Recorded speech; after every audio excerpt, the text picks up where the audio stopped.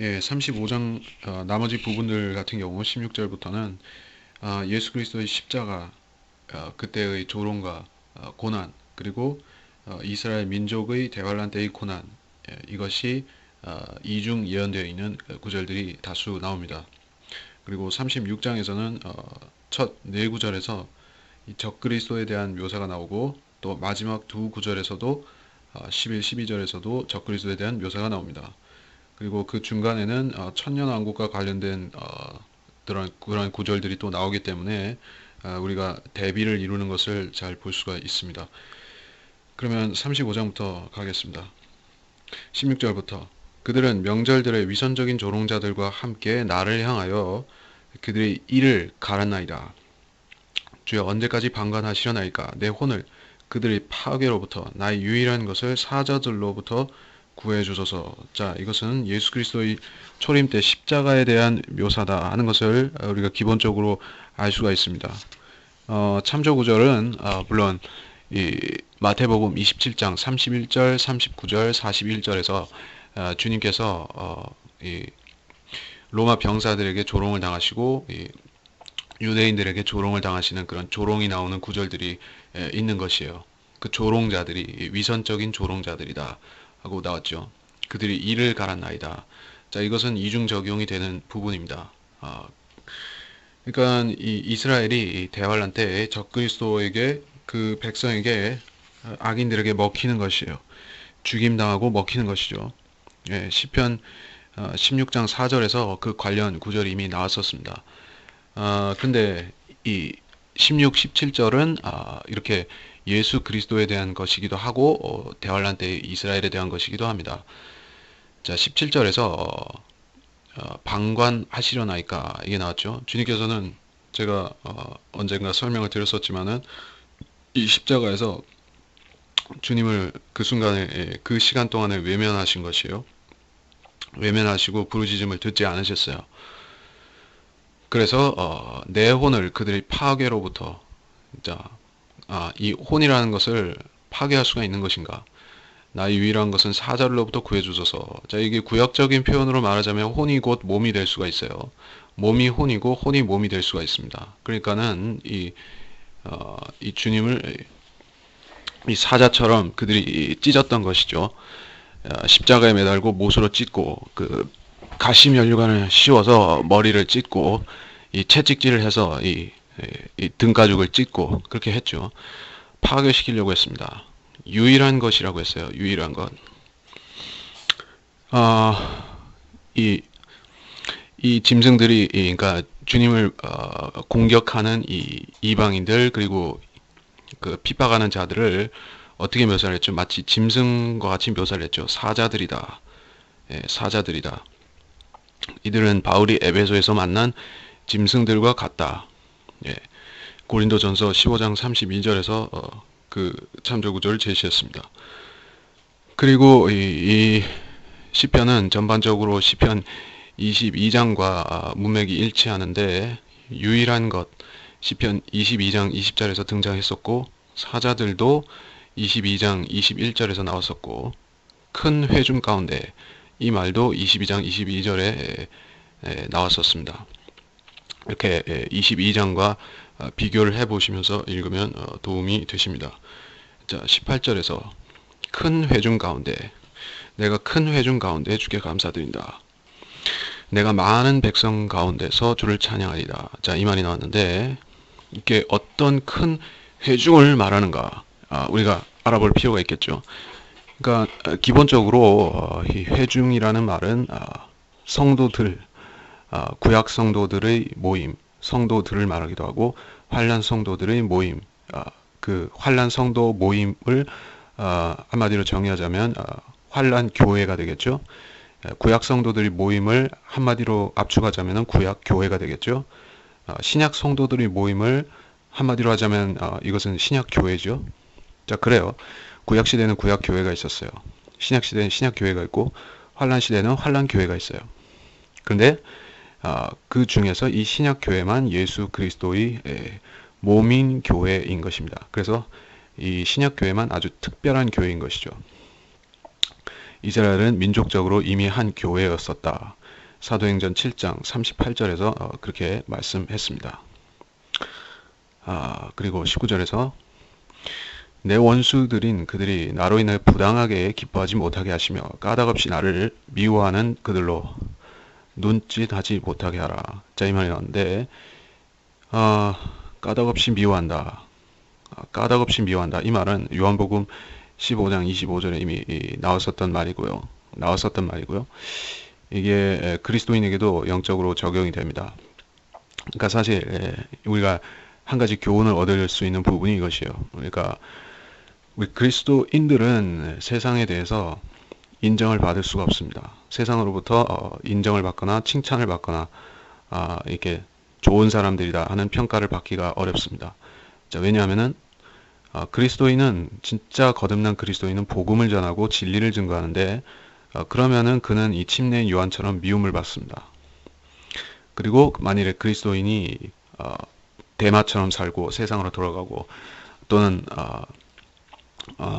이 육신적인 타락한 그리스도인으로서 고린도 교회 교인들처럼 그렇게 산다고 하면은 세상은 그 그리스도인을 정죄하고 비난합니다.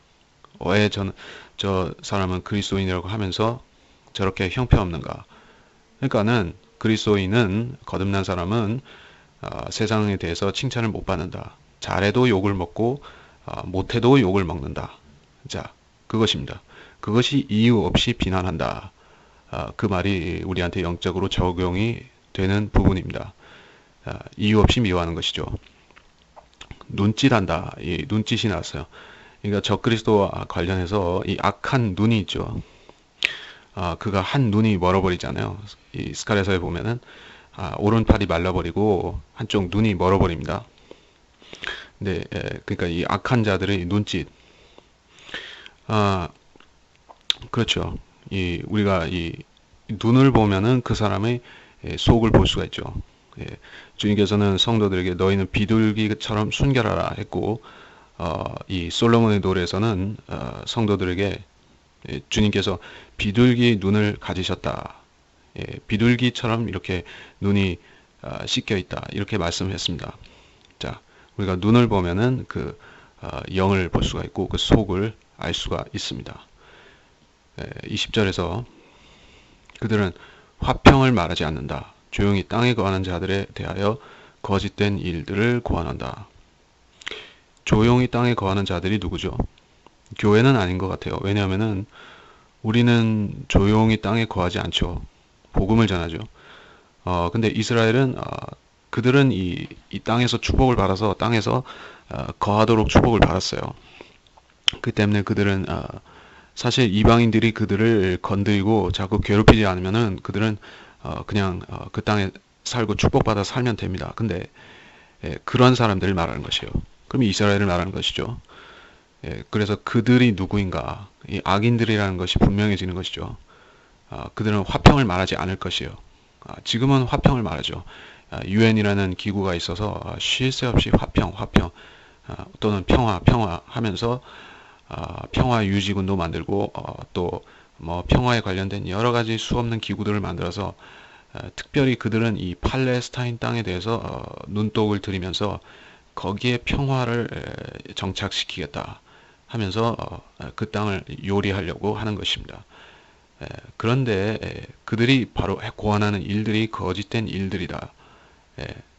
무슨 평화회담이다 하면서 그들은 사실은 그 땅을 훔쳐내어서 이방인들에게 아랍인들에게 나눠주려고 하는 그런 악한 계획을 가지고 있는 것입니다. 아랍인들한테 주는 것도 아니에요. 사실은 이 로만 캐톨릭이 거기다가 자기 성전을 짓겠죠. 유대인들의 성전을 지어주는 척 하면서 그것을 3년 반 후에 배신해서 거기다가 가증한 형상을 세우고 그것을 바빌론 창녀 교회의 그런 소유로 주는 것이죠. 자, 그래서 20절까지 참조 구절을 하나 제시하자면은 20절에 관해서는 화평의 길을 알지 못한다 하는 것은 이사야서 59장 8절에 나오고 그 구절을 인용한 로마서 3장 17절에도 마찬가지로 나옵니다. 21절부터 그들이 정녕 그들이 나를 대하여 그들의 입을 크게 벌리고 말하기를 아하 아하 우리 눈이 그것을 보았도다 하나이다. 22절 오 주여 주께서 이것을 보셨으니 잠잠하지 마소서. 오 주여 나에게서 멀리 떨어져 계시지 마소서. 23절 나의 하나님 나의 주여 분발하시사 나의 심판을 위하여 나의 송사를 위하여 깨소서. 24절 오주 나의 하나님이여 주의 의에 따라 나를 판단하시어 그들이 나로 인하여 기뻐하지 못하게 하소서. 자, 21절에서 입을 크게 벌리는데 이것은 마태복음 27장 42절 44절에서의 상황과 같고 아하 아하 한다 하는 것은 시편 40장 15절 70장 30절에 나오는 이 예수 그리스도를 비우는 사람들을 말하는 것이죠. 마찬가지로 이 악인들은 성도들의 재난 또는 이스라엘의 재난 그것이 닥칠 때도 즐거워합니다. 다윗이 하나님께 네 가지를 요청했다. 제가 거기에 써놨죠. 나에게서 멀리 떨어져 계시지 마소서. 분발하소서. 나의 심판을 위하여 깨소서. 나를 판단하소서. 자, 이 구절도 마찬가지로 이것은 대환란 때에도 중복 적용이 됩니다. 그들이 이 이스라엘 땅을 차지한 다음에 이렇게 조롱하는 것입니다. 22절에서 오 주여 이것을 보셨으니 잠잠하지 마소서. 이것을 보셨대요. 뭘 보셨다는 것이죠? 주님께서 이 대환란 때 그 악인들의 그 이스라엘에 대해서 악을 행하는 것 그것을 보신 것이에요. 그 자들이 비밀리에 모여서 계획을 꾸밀지라도 주님께서는 다 보고 계시다는 것이에요. 공개적으로 하지 않죠. 악인들은 공개적으로 이런 이스라엘을 탈취하겠다 그런 계획을 세우지 않습니다. 비밀리에 진행시키다가 갑자기 이 전 3년반이 끝났을 때 갑자기 그 멸망이 가증한 것을 세울 것입니다. 근데 주님께서는 아신다는 것이에요. 그래서 이것을 보시고 또 내려다보시고 기록하시고 또 그들이 했던 대로 그들의 악행에 대해서 갚아주시는 것입니다.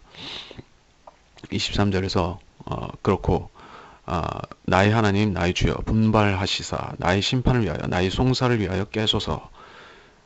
나의 하나님 나의 주여 이거는 나의 주 나의 하나님이여 라는 고백으로 요한복음 20장 28절에 도마가 했던 그러한 고백인 것이죠. 도마는 참 어떻게 보면은 부활에 대해서 실증적으로 과학적으로 믿으려고 했던 사람이죠. 딱 그 일종의 말하자면은 정확히 말해서 이 유대인 스타일입니다. 정통적인 유대인 스타일이에요. 보는 것만 믿으려고 하죠. 유대인들은 보지 않는 것은 믿을 수가 없어요. 그러니까 보지 않는 것은 사실 믿는 것이 그것이 진짜 믿음인데 이 표적으로 길들여진 유대인들은 보지 않는 것은 잘 못 믿습니다. 자 그래서 결국에 이 대환란 때 이 유대인들도 표적으로 인도를 받잖아요. 그들은 만나가 내려지고 또 이 초자연적으로 그 페트라에서 부양을 받고 여러 가지 이적들로 주님께서 지켜주시죠. 주의 천사가 그들에게 나타나시기도 하고 자 그래서 결국에 그들은 이렇게 주님께 요청을 하는 것입니다. 나의 하나님 나의 주여 이렇게 이 송사가 무엇이냐 심판이 무엇이냐 이것은 시온의 논쟁이다. 제가 그 참조 구절을 제시했는데 이사야서 34장 8절에 보면은 이는 주의 보복의 날이요 시온의 논쟁에 대한 보상의 해라 이런 구절이 나왔습니다. 시온의 논쟁이라는 것은 우리가 쉽게 생각하면은 이것이 팔레스타인 땅에 대한 소유권 주장 누구에게 속한 것인가 이것이 이 팔레스타인 사람들 소위 말해 그 팔레스타인 원주민이라고 주장하는 사람들 사실은 그들은 이 주변 아랍인들이거나 유목민들이거나 아니면은 이집트에서 그 후에 들어온 그러한 이주민들입니다. 아주 현대에 들어온 사람들이죠. 그러니까 그 자들은 사실 이 기원 전에부터 그 땅에 살았던 사람들의 자손이 아니에요. 기원 전부터 그 주변에 살았던 사람들은 에돔이나 모압이나 암몬이나 이런 사람들이 있었는데 그때 사람들은 이 나라가 멸망을 당하고 다 흩어졌어요. 그 뒤에 다 새로 들어온 사람들이에요. 근데 그 자들이 마치 이 이스라엘보다 더 오래 있었던 것 같이 그렇게 자기들이 주인이라고 하는 것입니다. 그 소유권의 논쟁이 있어요. 그 논쟁은 아직 끝나지가 않았죠. 계속되고 있습니다. 그래서 이 UN이라든지 이 아랍 OECD 국가들 전체가 그리고 아랍 국가들도 전부가 이 이스라엘의 권리에 대해서 인정하는 나라는 몇 개 없는 것입니다. 적극적으로 변호해주는 나라는 별로 없어요. 미국이나 그렇게 하고 한국도 사실은 그래서 이 천년왕국 때 복을 받으려면은 좀 더 분발을 해야 됩니다. 이 한국은 이 아랍국들의 눈치를 많이 보잖아요. 그래가지고 이스라엘에 대해서 상당히 좀 거리를 두면서 하고 있습니다. 이것이 정직하지 못한 것이죠. 사실 그 땅의 주인이 누구냐 하는 것은 이스라엘인 것이 99%가 아니라 100% 명확한 것인데 그거에 대해서 기름 부자 나라들, 기름 많이 나는 나라들이 눈치를 본다고 해서 이 정의를 굽게 한다는 것은 안 되는 것이잖아요. 자, 그리고 또한 시편 43장 1절에 보면은 오 하나님이여 나를 판단하소서 불경건한 민족에 대한 나의 송사를 변호하시며 오 속임수 많고 불의한 사람에게서 나를 구하소서. 자, 이 송사는 이스라엘이 이 적그리스도와 그 백성들에 대해서 고발하는 송사입니다. 그래서 주님께서는 그 고발에 대해서 자료를 수집하시고 그들을 골짜기에 모아서 심판을 하시는 것이죠. 여호사밧의 골짜기다 또 했고 이 마태복음 25장에 보면은 거기는 거기 또 골짜기에 이 양과 염소를 모아서 심판을 하잖아요. 그것이 이 법정이요. 법정이 열리는 것이요. 이 환란이 끝나고 나서 천년왕국 시작되기 전에 그 온 이방 백성들을 거기 모아서 법정을 여는 것이요. 그 송사를 말하는 것이죠. 자, 그래서 24절에서 오주 나의 하나님이여 주의 의에 따라 나를 판단하시어 그들이 나로 인하여 기뻐하지 못하게 하소서. 자, 주의 의에 따라 판단하시라. 그러니까 이 의에 따라 심판하는 것은 몇 가지 있죠. 큰 백보자 심판에 들어가는 온 이방 사람들, 온 구원받지 못한 사람들이 있고, 그리고 여기서 기본적으로 말하는 의미가 그것이죠. 그리고 또 아마겟돈의 심판이 있고 또 양과 염소의 심판이 있고 여러 심판들이 있습니다. 그래서 지금 그들이 이 악인들이 이스라엘은 별것 아니다라고 생각할지 몰라도 그때 가면은 기뻐하지 못한다. 그들은 피눈물을 흘리겠죠. 자기들이 결국에 그렇게 해서 자손 만대 번성할 수 있을 줄로 알았는데 이 땅을 차지할 수 있을 줄 알았는데 결국에는 미국이라든지 러시아라든지 모든 나라들이 마찬가지로 그 자들은 이 이스라엘을 건드렸다가 결국에 땅 한 평조차도 다 잃어버리고 다 지옥으로 가는 것이에요. 악인들은 이 땅에 남겨지지가 않죠. 이 이스라엘을 대적했던 악인들은 다 지옥에 갈 것입니다. 자, 그렇게 되고 25절부터 그들이 자기들 마음속에 말하기를 우리가 그것을 이루었다 하지 못하게 하시며 우리가 그를 삼키었다 말하지 못하게 하소서. 나의 손상을 기뻐하는 자들로 수치를 당하고 당황하게 하소서. 나를 대적하여 자긍하는 자들로 함께 수치와 불명예로 옷 입게 하소서. 27절 나의 의로운 명분에 찬성하는 자들로 기쁨으로 외치며 기뻐하게 하소서. 정녕 그들로 그의 종의 번영을 기뻐하시는 주께서는 위대하게 되소서라고 끊임없이 말하게 하소서. 내 혀가 주의 의를 말하며 온종일 주를 찬양하나이다. 25절에서 우리가 그것을 이루었다. 그것을 이루었다. 뭘 이뤘다는 것이죠? 초림 예수 때 십자가 사건에서 그런 상황이 있었죠. 이 사탄에게 있어서는 그 사탄과 그들의 사람들이 거의 이룰 뻔했죠. 뭘 이룰 뻔했죠? 예수님을 십자가에 못 박아서 죽이는데 성공했죠. 그러니까는 그래서 이게 한 90%쯤 됐다고 생각한 것이요. 그래서 나머지 완성을 시킨다는 것은 그분이 절대로 부활하지 못하게 해서 무덤에 묶어 놓는 것입니다. 그래서 철저하게 봉인하고 지켰던 것이죠.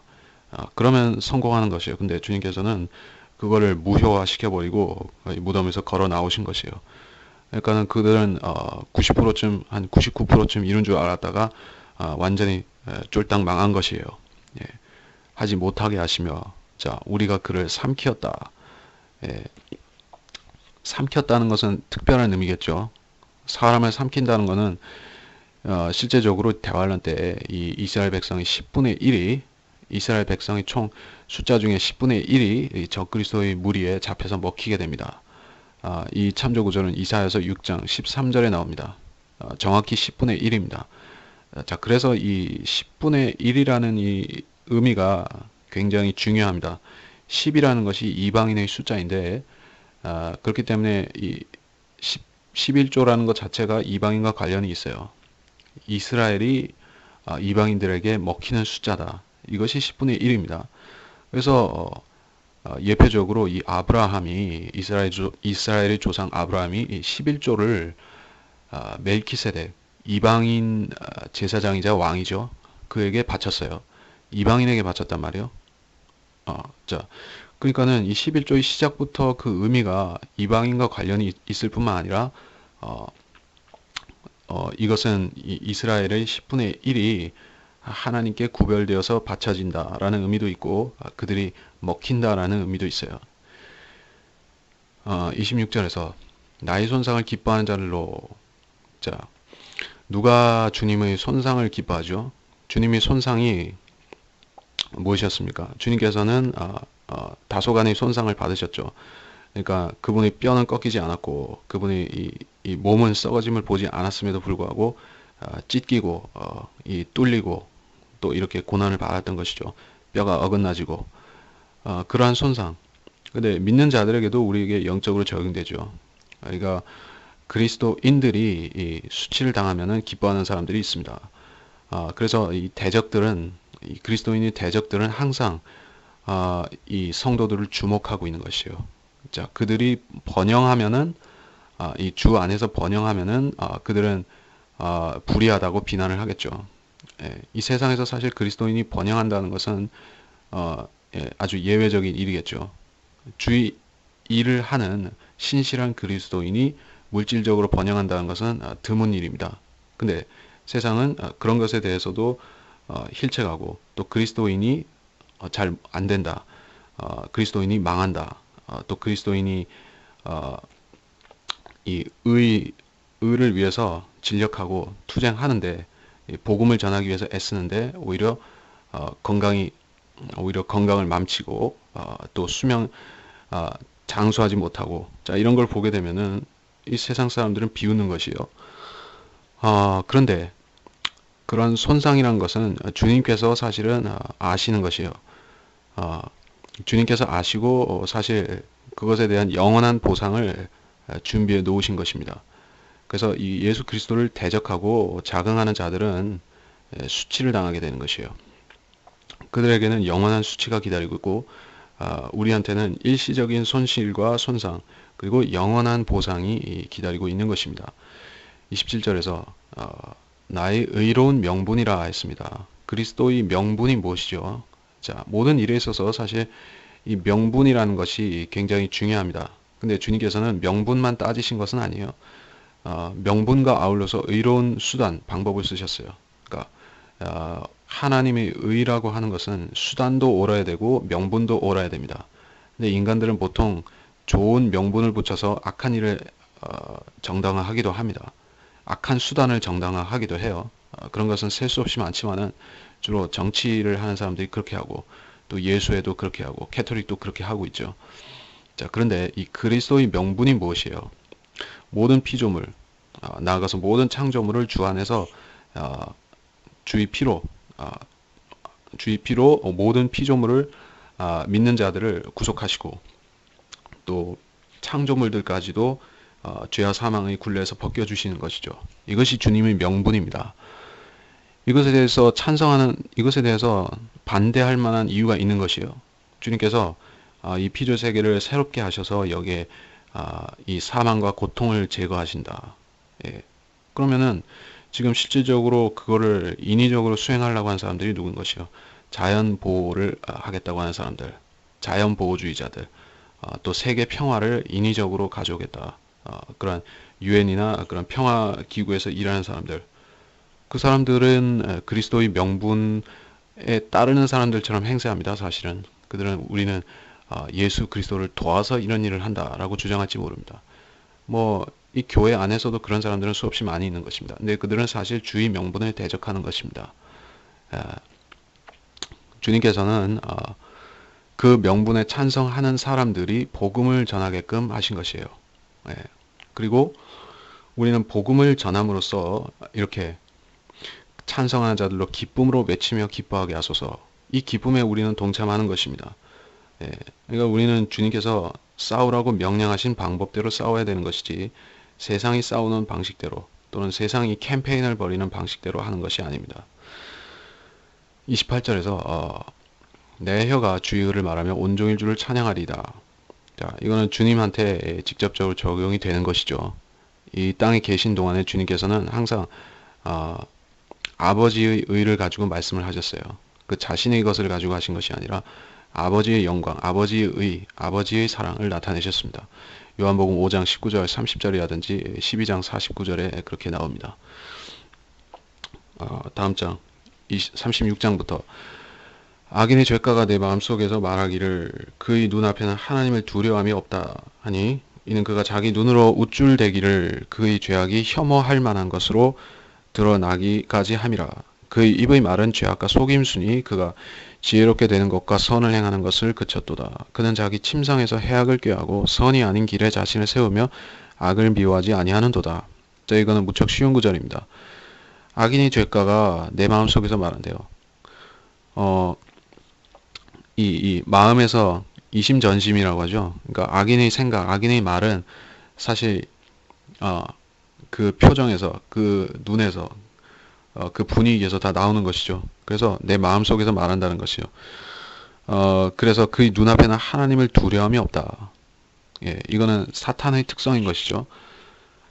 또한 적그리스도의 특성이기도 합니다. 이사야 어디 나오나 시편 53장 1절에서 어리석은 자는 자기 마음에 말하기를 하나님은 없다 할도다. 그들은 부패하고 가증한 악을 행하였으나 행하였으니 선을 행하는 자가 아무도 없도다. 이게 마음속에서 우쭐거리는 데서 나오는 그러한 생각인 것이죠. 하나님은 없다. 이렇게 말하는 사람의 경우에 있어서 그 사람이 겸손한 마음이겠습니까? 아니면 뭐 그 사람이 어떤 사람이에요? 하나님이 없다고 말하는 사람은 기본적으로 사탄같이 교만한 사람입니다. 이렇게 말할 수 있다는 것 자체가요. 그리고 또 적그리스도가 어떤 존재인가? 데살로니가 후서 2장 4절에 보면 그는 대적하는 자며 또 하나님이라고 불리는 모든 것과 숭배받는 대상 위에 자신을 높여 하나님의 성전에 앉아 하나님처럼 보여 자신을 하나님이라고 하느니라. 자, 이거는 이 직접적으로 적그리스도의 이 교만에 대해서 말한 것이죠. 하나님이라고 불리는 모든 것, 이 세상 종교들을 말합니다. 숭배받는 대상, 그렇죠? 뭐 마리아라든지 모든 형상들 위에 자신을 높이는 것이에요. 그래서 말 그대로 우상 목자가 되는 것입니다. 인간 신이 되는 것이죠. 모든 독재자들의 야망이 모든 신정국가를 만들려고 했던 모든 이 고대 왕들의 야망이 이렇게 하나님이 되고 싶은 야망인 것이죠. 백성들한테 하나님처럼 되고 싶은 것이에요. 근데 그것이 바로 사탄의 교만인 것입니다. 하나님께서는 그러한 교만에 이른 사람의 그러한 교만에까지 도달한 사람은 가차없이 쳐버리시는 것이에요. 예.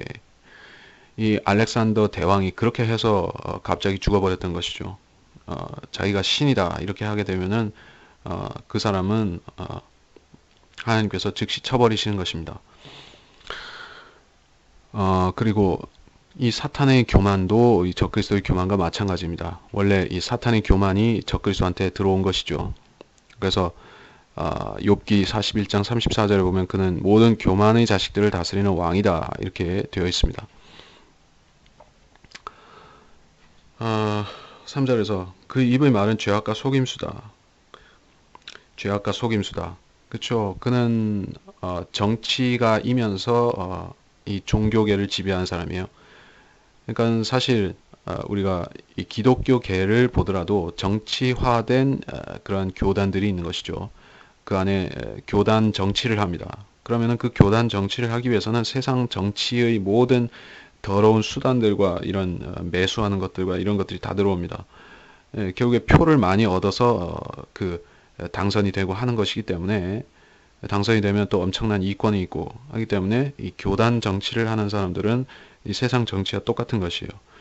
근데 이 정치와 종교가 하나로 합해지면 어떻게 되는 것이요? 이것이 재정일치잖아요.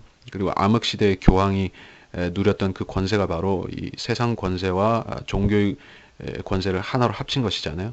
그렇게 되면은 이 권력이 완전히 상상할 수 없이 엄청나게 썩어버리는 것입니다. 상상도 못할 일이 일어나는 것이에요. 지금 뭐 이 한국의 개신교가 썩었고 문제가 엄청나고 한 것은 알지만은 이 로만 캐톨릭에 비하면 그래도 양호하긴 한 것이죠. 그나마 이 정치에 완전히 정치가 되지는 않았기 때문에. 근데 서서히 그렇게 되어가고 있는 것이죠. 이제는 거의 정치와 밀접하게 되어가고 있습니다. 점점 그렇게 되고 있어요. 그러면서 이제 이 WCC를 통해서 이 본격적으로 정치 무대에 접근을 하는 것입니다. 그렇게 되면은 결국에 이 암흑시대 로만 카톨릭이 그렇게 엄청나게 부패했던 것과 똑같이 되는 것이에요. 예. 그것이 바로 적그리스도의 길을 예비하는 것입니다. 그래서 그가 지혜롭게 되는 것과 선을 행하는 것을 그쳤다. 그리고 악인들은 그 말과 행동이 다른 것이에요. 이단들도 말과 행동이 다른 것이죠. 말과 실제 교리도 다르죠. 그들이 입으로 하는 말들은 거의 대부분이 거짓말입니다. 그리고 그들은 수시로 말을 바꿉니다. 적그리스도도 마찬가지요. 그래서 그렇게 되면은 하나님께서 그 사람은 그것이 자기의 어떤 편의적인 발상, 내가 이렇게 하면은 빨리 출세할 수 있다. 내가 이렇게 남을 속여 먹으면은 더 빨리 이득을 취할 수 있다. 이런 발상으로 하는 것이지만 하나님께서는 그를 바보로 만들어 버리신 것이에요. 그래서 그는 가장 그에게 임하는 극심한 심판이 무엇인가 하면은 그는 하나님의 말씀을 전혀 깨달을 수가 없게 됩니다. 그런 악인은 그런 유병헌 같은 악인이나 이런 적그리스도 같은 악인, 교황 같은 악인은 성경을 믿을 수가 없게 되고 깨달을 수가 없게 됩니다. 그래서 지혜롭게 되는 것과 선을 행하는 것을 그친 것이에요. 자, 4절에서 그는 자기 침상에서 해악을 꾀한다. 예, 그리고 선이 아닌 길에 자신을 세우며 악을 미워하지 않는도다. 자, 이 직접적인 구절이 잠언서 4장 16절에 나오죠.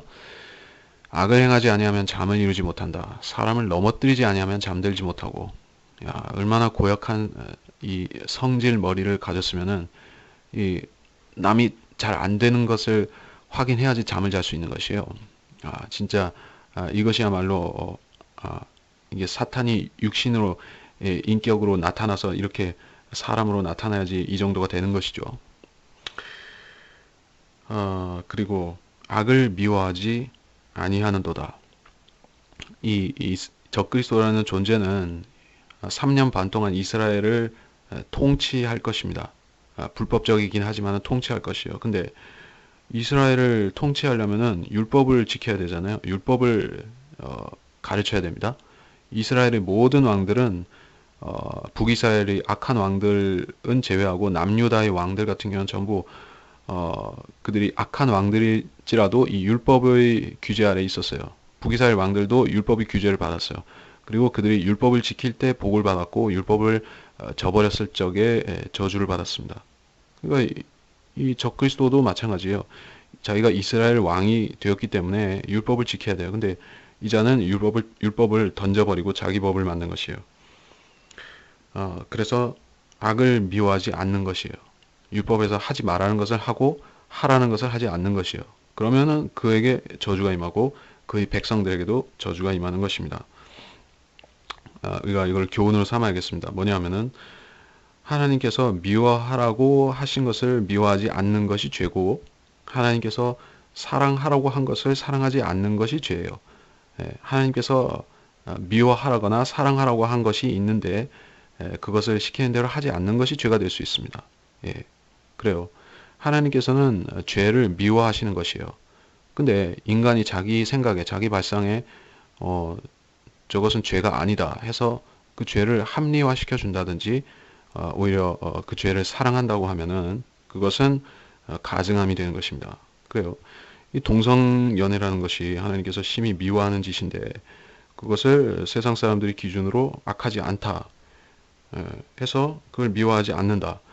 그러니까 그리스도인들은 악을 미워해야 되는 것이에요. 그래서 그러한 사람들 자체를 미워한다기보다는 그러한 죄를 정죄하고 경고해야 되는 것이요. 그런 사악한 죄를. 근데 뭐 나만 괜찮으면 되지. 나만 안 하면 되지. 그런 발상으로 무관심이라고 하는 것은 그거 자체가 죄인 것입니다.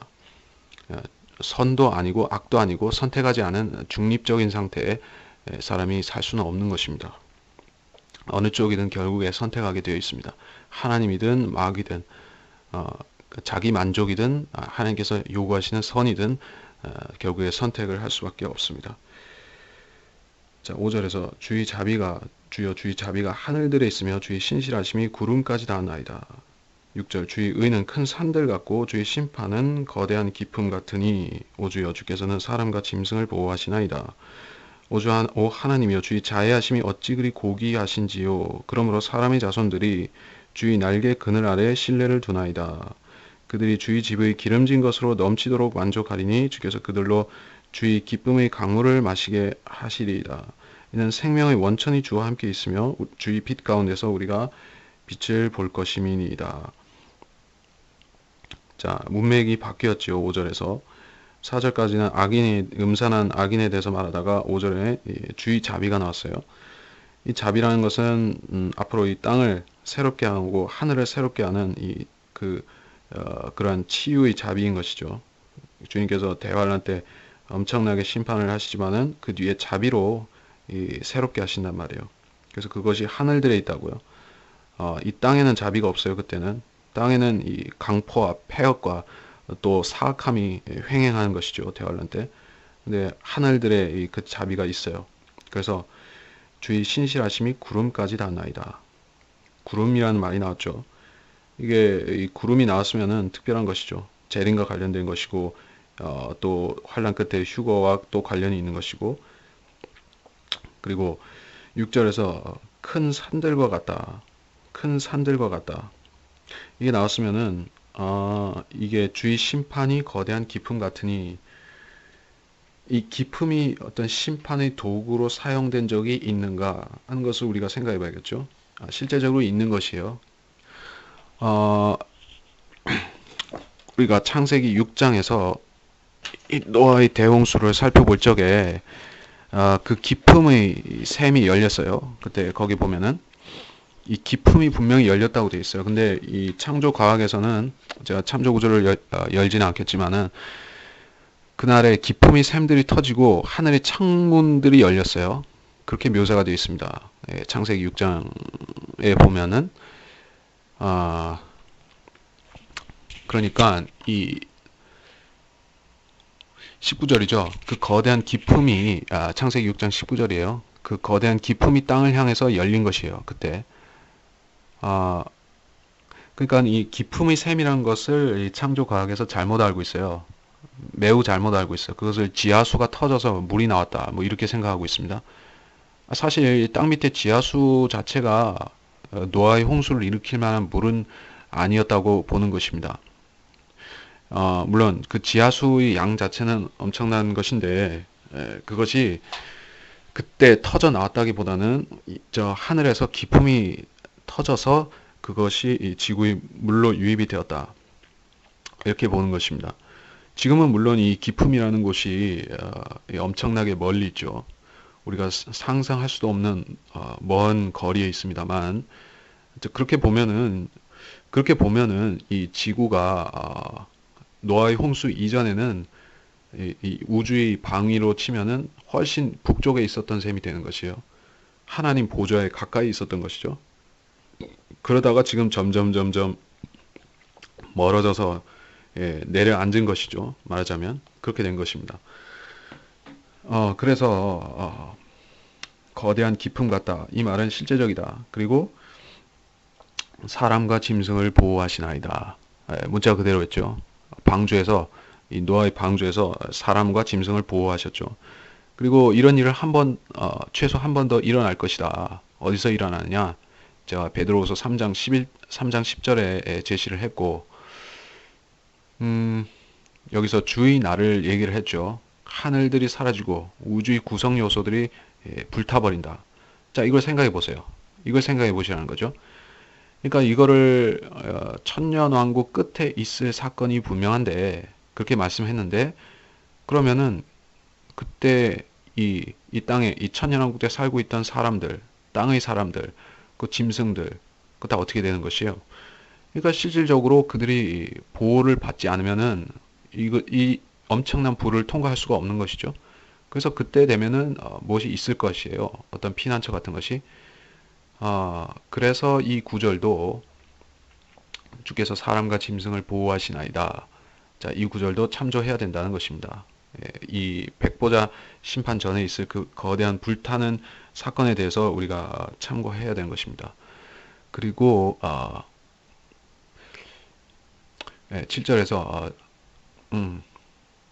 주의 자애하심이 나오고 사람의 자손들이 주의 날개 그늘 아래 신뢰를 두나이다. 이 날개 그늘이라는 말은 명백히 비유적으로 사용된 것이죠. 주님께서 날개를 가지셨다는 것은 아니고 실제적으로 그 이스라엘 백성이 날개를 가지고 큰 독수리 날개로 광야로 가는 것하고도 다른 날개죠. 이거는 주님이 보호하심에 대한 상징적인 묘사인 것이죠. 사람의 자손들이라고 했어요. 사람의 자손들.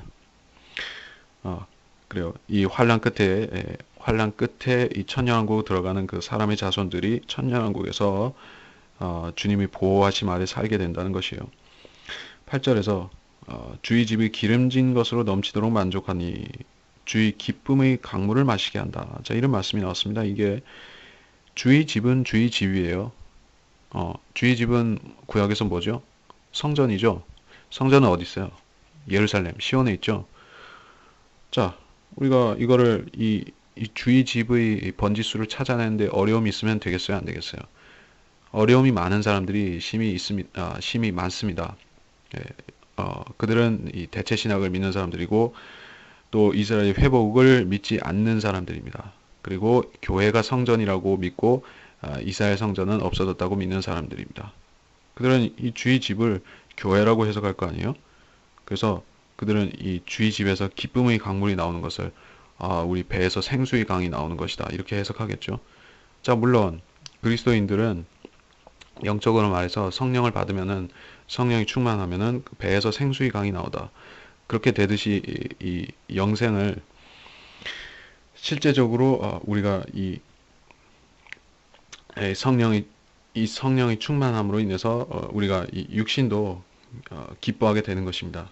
그러니까 이것이 영적으로는 어느 정도 이루어지는 것이에요. 근데 실제적으로 이 천년왕국 때 이 기쁨의 강물이 있다는 얘기예요. 어디 나오죠? 이 강물이 어디에 나오냐 하면은 에스겔서 47장 2절에서 5절 거기에 나오죠. 그리고 에스겔서 47장 8절 거기 보면은 이 물은 실제로 바다로 흘러가는 물이에요. 동쪽 지역으로 흘러 사막으로 내려가서 바다로 들어가나니 바다로 들어갈 때 그 물들이 치유를 받으리라. 이거는 실제 물이고 실제 바다로 흘러가는 강이에요. 그러니까 우리가 성경을 뜬금없이 무슨 구절을 가지고 막 상징적으로 풀어버리면 안 되는 것입니다. 기본적으로 이 문자적인 의미, 문자적인 예언이 있어요. 그거를 확실히 한 다음에 우리가 적용할 수 있는 다른 어떤 영적인 부분이 있으면은 적용할 수 있는 것입니다. 하지만 기본적으로는 문자적인 것은 문자적으로 해야 되는 것이요. 기본적으로. 문자적으로 하기 곤란한 것이 있다. 가령 아까 얘기했던 이 7절에서 주의 날개 그늘이라 이런 것은 명백히 아니니까 아닌 것이에요. 하지만 이렇게 기쁨의 강물이다 이런 명백히 문자적인 것 주의 집이다 이런 것도 막 상징적으로 하면 안 되는 것입니다. 9절에서 이는 생명의 원천이 주와 함께 있다. 주의 빛 가운데서 우리가 빛을 볼 것이다. 자, 참 빛이 어디서 온 것이죠? 요한복음 1장에 보면은 그 빛은 하늘에서 내려온 빛이죠. 그리고 그 빛이 이 세상에 들어오니까 세상의 빛이 되신 것이에요. 나는 세상의 빛이라. 요한복음 8장 12절에 그렇게 말씀하셨죠. 그래요. 주가 빛이시고 주님이 바로 그 빛이신 것이에요. 그래서 주의 빛 가운데 있으면은 이 주님께서 다스리시는 곳, 하나님의 나라든지 이 천년 왕국이든지 거기에 있으면은 우리는 빛을 보는 것입니다. 빛을 보는 것이요. 자신 안에 있는 빛이 아니라 주님으로부터 오는 빛을 보고 그 빛으로 또 자기를 채울 수 있는 것입니다. 10절에서 주를 아는 자들에게 주의 자애를 계속 베푸시며 마음이 정직한 자들에게 주의 의를 베푸소서. 자, 이 주를 아는 자들, 이 마음이 정직한 자들, 여기서 그리스도인을 말하는 것이 아니라는 것이 왜 그러냐 하면은 마음이 정직한 자들에게 주의 의를 베풀라. 자, 이걸 우리가 신약의 칭의 justification에 일치시킬 수가 있느냐는 것이요. 안 되는 것이죠. 우리는 마음이 정직하기 때문에 주님의 의를 받은 것이 아닙니다. 그러니까 우리가 구원받기 전에 의롭고 정직하고 신실하고 그런 사람이었기 때문에 우리가 은혜를 받은 것이 아니에요. 그렇죠? 사악한 죄인들도 은혜를 받습니다. 단지 그 구원받는 순간에 자기 죄를 깨닫고 엎드리면 되는 것입니다. 그러니까 마음이 정직한 자들에게 이것은 분명히 대환란 때 적용이 되는 것이고 구약 때도 마찬가지인 것입니다. 11절에서 교만한 자의 발이 나를 대적하여 오지 않게 하시고 악인의 손이 나를 쫓아내지 못하게 하소서. 자, 교만한 자, 악인 또 나왔죠? 36장 1, 4절에서 말씀했던 그 악인입니다. 그래서 발과 손이 나왔어요. 적그리스도 자체를 말하는 것입니다. 적그리스도 12절에서 죄악을 행하는 자들이 거기 넘어져 있으며 그들이 내버려져 있어 일어설 수 없으리이다. 이거 완전한 심판을 말하는 것이죠. 아마겟돈의 심판을 말하는 것이고 시편 76장 3절에 보면 나오죠. 거기가 어디인가? 이스라엘 산들입니다. 또 에스겔서 39장 4절 5절에서도 그곳은 이스라엘 산들입니다. 그리고 정확히 말하자면 시온산입니다. 그러니까 이스라엘 그 동편의 산지 그 산들은 결국에 시온산으로 연결이 되죠. 쭉 하나의 산맥이니까 그 산에 쓰러지는 것이에요. 에스겔서 39장 4절 5절을 제가 아마겟돈 전쟁의 구절이다 이렇게 제시를 했습니다. 에스겔서 39장은 아마겟돈 전쟁입니다. 그리고 에스겔서 38장은 이 천년왕국 끝에 있을 그 곡과 마곡의 전쟁입니다. 이거를 러시아가 이스라엘을 침공하는 그러한 이 시대의 전쟁이라고 해석하는 그런 세대주의 중에서 그런 견해도 있는데 그것을 러크만 목사님이 정정을 하셨죠. 그거를 정정한 것은 참 잘한 것입니다. 물론 그렇게 주장하는 사람들에게도 일종의 주장하는 일리는 있는 것이에요. 그리고 상황적으로 좀 맞아가는 것도 있지만은 사실은 그것은 이 시대의 전쟁은 아닙니다. 그래서 어쨌든 에스겔서 39장에서 이렇게 말씀한 대로 그들은 이스라엘의 산들 위에 쓰러지는 것이에요. 곡과 그의 모든 부대와 백성들이 쓰러지는 것입니다. 곡이라는 것은 이 이스라엘을 대적하는 그 북방 지도자와 그 백성들. 이스라엘을 공격하는 것은 다니엘서에서 보면은 북쪽 왕, 남쪽 왕 얘기가 계속 나오는데 결국에 이 북쪽 왕, 시리아 쪽 계열 혹은 그리스 왕이 이스라엘을 침공하는 적그리스도 군대의 지도자로 그렇게 나오고 있죠. 그래서 북쪽입니다. 적그리스도는 북쪽에서 쳐들어오죠. 자, 그렇게 해서 이번 시간을 마무리하겠습니다. 이번 시간 강의에서는 뭐 특별히 어려운 말씀이 있었던 것은 아니었고 평이하고 또 십자가와 또 십자가에서 예수 그리스도에게 적용되면서 일부 구절은 또 환란 때 적용이 되기도 했습니다. 그리고 인상적인 구절이 나오기도 했었죠. 시긴 대환란 때의 먹힘을 당하는 그러한 이스라엘 백성들과 관련된 구절들이 있었습니다. 그리고 36장에서는 적그리스도의 초상화가 또 한 번 등장했죠. 그러니까 우리가 예수 그리스도에 대한 구절, 구약에서 예수 그리스도에 대해서 묘사한 어떤 예언적인 구절, 초림과 재림 포함해서, 그리고 적그리스도에 대한 묘사의 구절, 그걸 우리가 전부 한번 조사해 본다면은 재미있는 결과가 나올 것입니다. 이 적그리스도에 대한 묘사의 구절이 결코 적지 않은 것이에요. 예, 아주 많아요. 이렇게 36장도 우리가 최소 6구절을 발견했죠. 그러니까 이 재림에 대해서 이야기를 할 때 적그리스도를 얘기를 안 하고 지나갈 수가 없는 것이죠. 왜냐하면 이 존재가 없이는 아무것도 일어나지 않기 때문에. 근데 수많은 사람들이 이 종말론을 얘기를 하면서 이렇게 구약을 얘기하지 않고 그냥 스리슬쩍 넘어가서 계시록만 몇 구절 얘기하고 끝내는 것이에요. 혹은 뭐 직접적으로 데살로니가 후서라든지 이런 데 나오는 몇몇 구절만 가지고 얘기를 합니다. 그러면 그 사람들은 적그리스도의 실체에 대해서 이 잠언이라든지 시편 이런 데서 나오는 적그리스도 구절을 모르니까, 욥기도 있고 욥기, 잠언, 시편에 주로 집중적으로 나오죠. 이런 구절들을 모르게 되면은 새까맣게 모르는 것입니다. 그러면 그들은 정말 영적인 장님과 같이 되어서 이 앞으로 일을 대비할 수 없이 사는 것이죠. 구원받지 않았다면은, 구원받지 않은 사람들이 그렇다면은 더 심각한 것이죠. 예, 그렇습니다. 그렇게 해서 이번 시간을 마무리하겠습니다. 하나님 아버지 감사를 드립니다. 이번 시간을 통해서 저희는 예수 그리스도의 초상화를 잠깐 보았고, 또 적그리스도의 초상화도 보았습니다. 그리고 주님께서 이 천년왕국을 회복시키시는 그 아름다운 풍경 묘사도 잠시 보았습니다.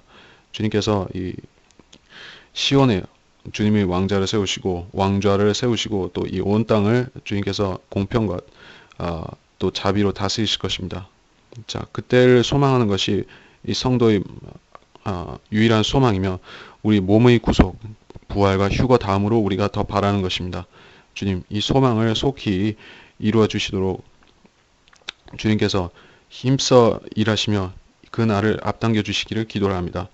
또 우리도 그 날을 대비하여서 이 기쁨에, 주님의 기쁨에 동참하는, 그리고 더 많은 사람을 동참케 하는 종이 될 수 있도록 우리도 주님의 말씀을 신실히 붙들어서 또 증거할 수 있게 해주시기를 원합니다. 감사드리며 위대하신 주 예수 그리스도의 이름으로 기도하였습니다. 아멘.